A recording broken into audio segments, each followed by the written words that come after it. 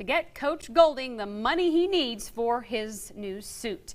And with tip-off in just under an hour, we check in with BCH sports reporter Dusty Baker, who has been with the team in Jacksonville, Florida. He joins us now live from Veterans Memorial Arena, where the team is getting ready for its big game. Dusty, some big news coming out of tonight's game. Kentucky has its star player out, PJ Washington. How will this affect the outcome?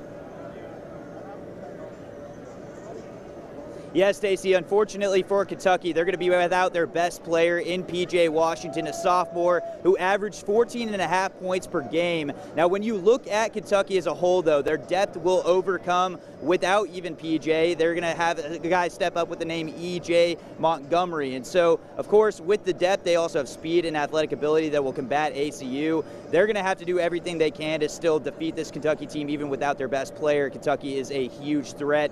And on top of that, the bright lights are also going to be an issue for ACU, but this will heavily favor them in the sense that that is one less player they have to deal with on Kentucky.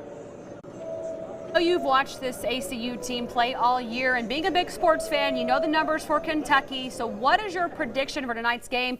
All the fans back home wanting to know.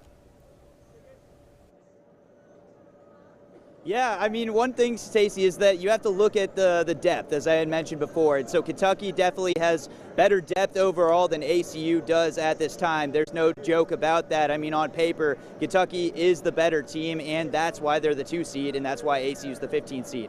But what I do predict in this game, if you look at it on paper with teams in the past, and it happened today against Michigan State as well, there are teams that will come out there as a 15 seed or a 16 seed like last year with the Retrievers, and you're going to expect ACU to come out on all cylinders early on. And so I'm expecting around a 40-32 lead in favor of Kentucky going into the half. ACU will surprise some people in the first half, and then Kentucky's depth will probably take it away in the second half. But I hope I'm wrong on that prediction. Kentucky will probably end up winning this game, but ACU, I think, can make it a real run for their money, especially early on here.